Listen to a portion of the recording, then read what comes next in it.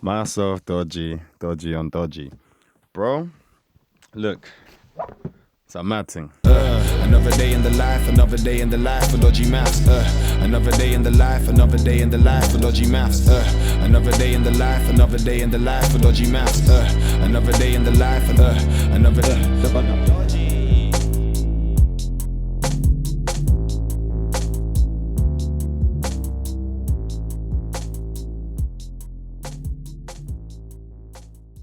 Shout out to Make Noise Pro Audio, man.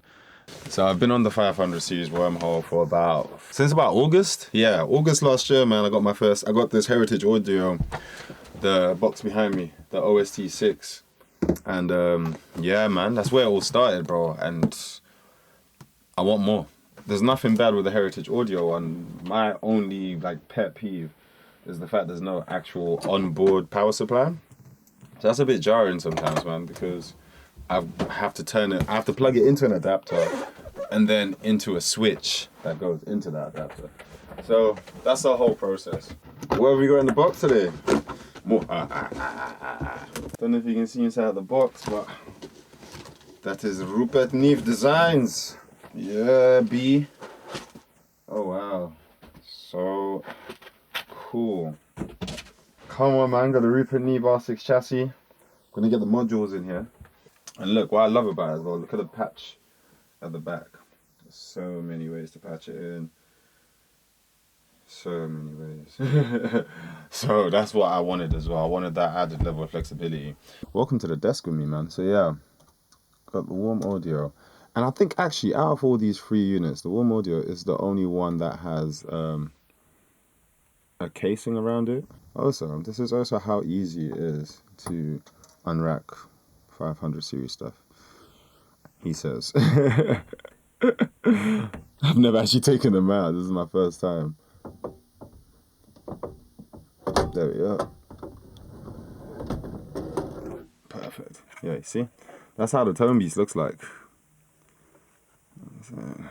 It's actually running quite warm. I was actually using it not too long ago. But yeah, man, that's the Tone Beast module. So to be honest now, yeah, this rack might actually live outside, because I think I'll put the patch bay there then, man.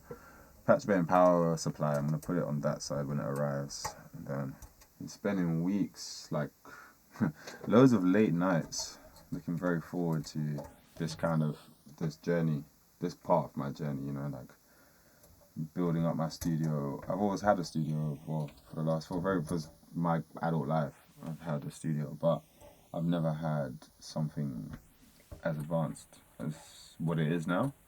It's kind of like one of those places where like every day when I walk into the studio, I'm surprised.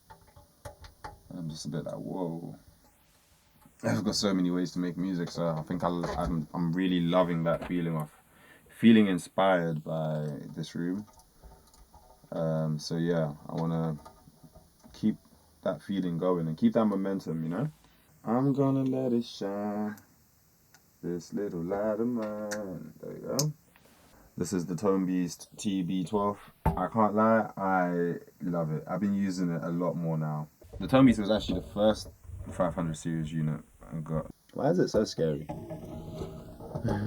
When I watch people on YouTube, they're just like plop, plop, plop, and I'm just a bit like, ooh, I'm very careful.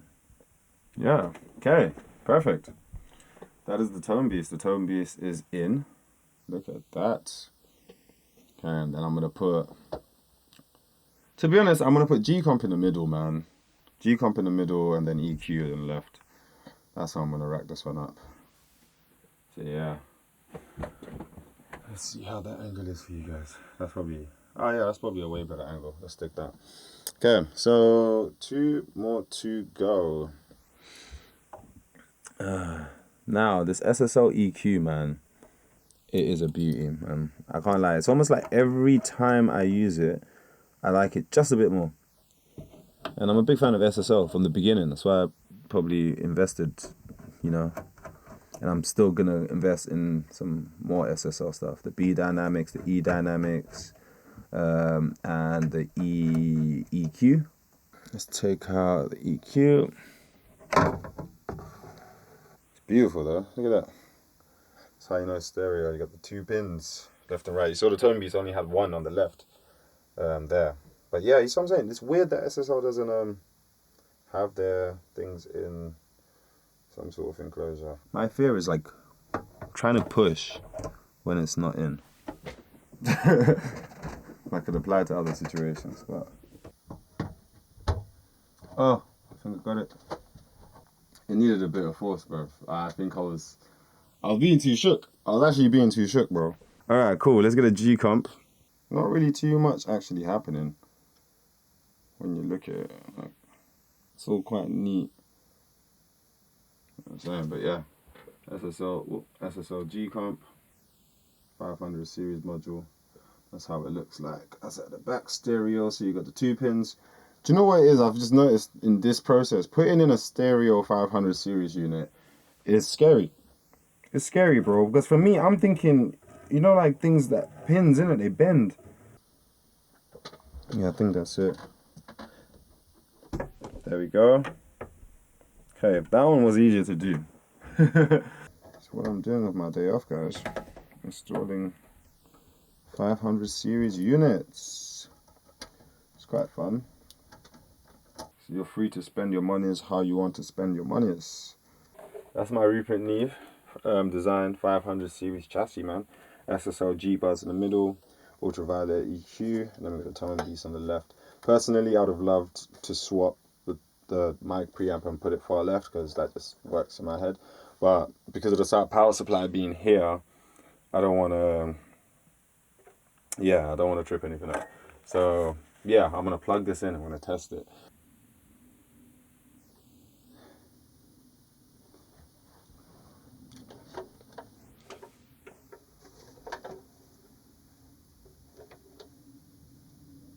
And you know what? As lunchboxes go, this is a pretty sturdy lunchbox. It feels hefty. In comparison to the Heritage Audio one, once again, no diss to Heritage Audio, but this just feels the business. I can't lie. This feels, yeah. Lots of different angles in this episode, isn't there? Okay. I had a lot going into the back of that. So yeah, that's just the back of the OST-6.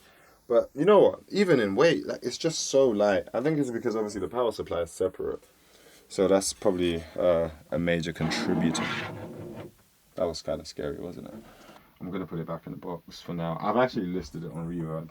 So if anyone is interested in a 500 series chassis, to be honest, maybe by the time you're watching it, it's probably going to be gone. But yeah, man. So then that's the Heritage Audio chassis. You know what I do like about it? It's cool. You know what I'm saying? It's super light. Yeah, man. Upgrades after you upgrade. Upgrades after you upgrade. Me, I get another one, get an upgrade. Upgrades after you upgrade. In the meantime, we'll put all the Heritage Audio stuff back in its rightful place. So when someone if it asks me and say, yo, Junior, is it available? Can I purchase it? I say, yeah, big man. It's available for purchase. And they can come and say, I can say, welcome to my studio. It was only racked up for about 2 weeks. See, you'd think that even on this, they should have had like a switch for you to turn the unit off. You know what I'm saying? So this feels a bit risky, man. Like you got a G-bus compressor, you got mad things. I got pretty cool things in my signal flow, but worst thing is something disrupting that, you know? Or having something in the way that's disrupting that. So yeah, that's what's up. So cool. Cables all coiled.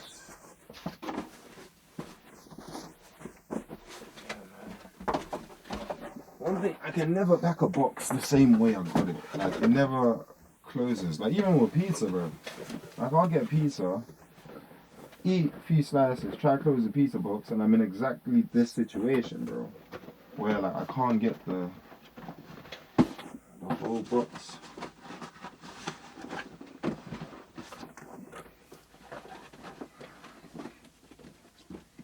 Yeah. Do you know what I might have for lunch, bro? I might go McDonald's. That's the Heritage Audio OST-6 chassis. For the time being, until someone buys it. 500 series is gonna live back in this corner. I like this corner because it's close to power and I can route the cables. That's why I kind of set this desk up like this, because I was like, eventually on this table will be kind of like synths and more rack unit. So yeah, things go to plan. Should be an interesting watch this space kind of situation. This is why I need the patch bay, because I can come out of every single module individually. You know what I'm saying? So when that comes this week, that's going to be really, really cool and game changing. So yeah, let's plug this on in. Yeah, man, it's crazy. That's how it's looking on my table right now, man. It's crazy. I love it. The power's over here.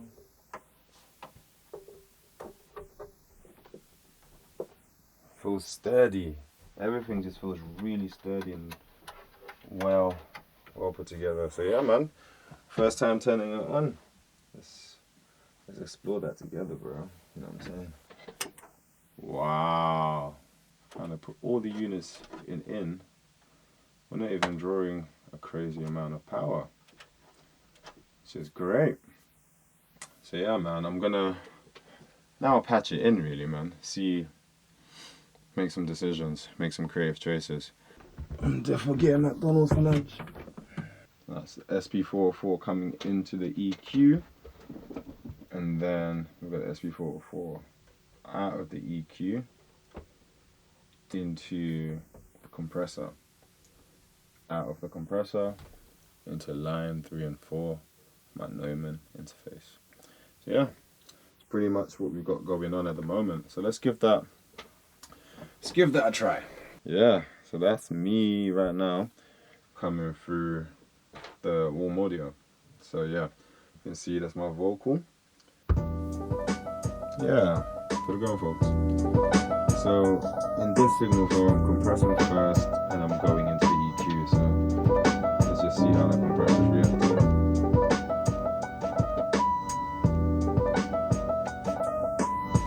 Yeah, it's performing quite normal.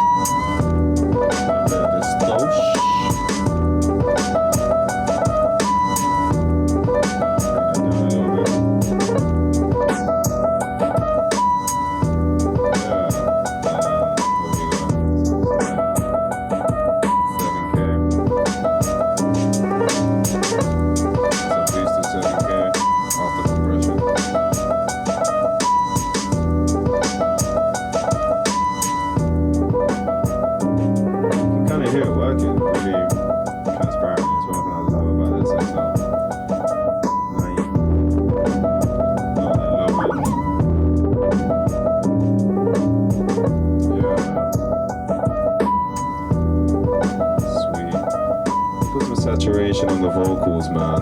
You know what I'm saying? And then add some tone on the vocals, man. See what the tone beast can do. And you see what's also great about the signal, we're not necessarily like clipping, you know? We're actually just unlocking some of those, what do you call them, the second and third harmonics, which is pretty funky for a person like me. You can change the capacitors. Clean, and you got a vintage. This is the clean capacitor. Bring that SP-404 beat down a little bit as well. But yeah, that's just kind of how it all operates in here, man. And turn myself down a little bit through the main room so it's not overpowering. But yeah, then you got your vintage capacitors, which, you know, add that, I guess, more like the saturation is saturated, if that makes sense. Now, which the funny things about these output transformers and these amplifiers as well, they work separately and you can mix and match them. I tend to only have them one way, right or left. For me, right, it's clean. It's a very clean tone, well, cleaner tone. Right now I'm driving, I'm going into the skull and crossbones. But right now I'm kind of, you know, at the, not the max, but you know, pushing it a little bit. And yeah, I like the fact that, you know, we can switch, but I haven't done an extensive test to be like, oh yo, this is what I found out. But I found for my voice and distortion, this is the kind of way I want to go. Just trying to see if the unit is running hot. The unit isn't. Yeah, let's run some more of this beat through. Let's see what that does. A little 20k boost. Yeah, a little 20k boost goes a long way. Cut out some lows. Personally, I actually prefer going EQ compressor. This feels very backwards for me. You know what I'm saying?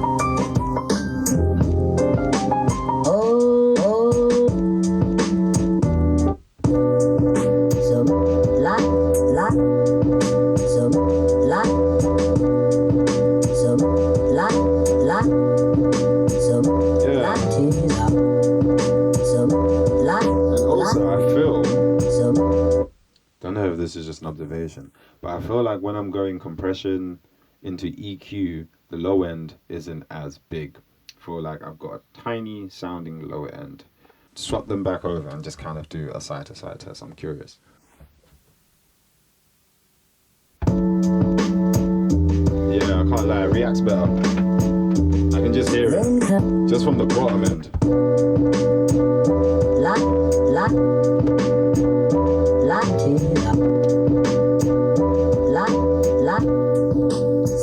Super tight compression,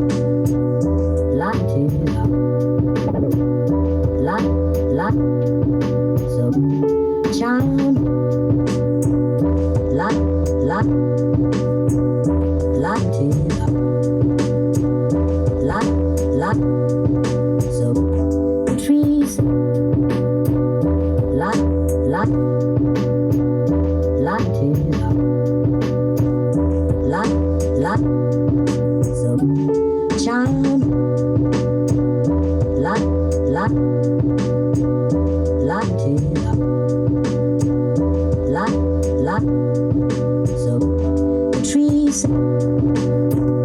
La, la, la, la, la, so charm. La, la, la, la, la, so trees. La, la, la, la, la, so charm. La, la, la, la, la, so trees. La, la, la, la, la, so charm. La, la, la, la, la, so trees. La, la, la, la, la, so charm. La, la, la, la, la, so trees. La, la, la, la, la, so charm. La, la, la, la, la.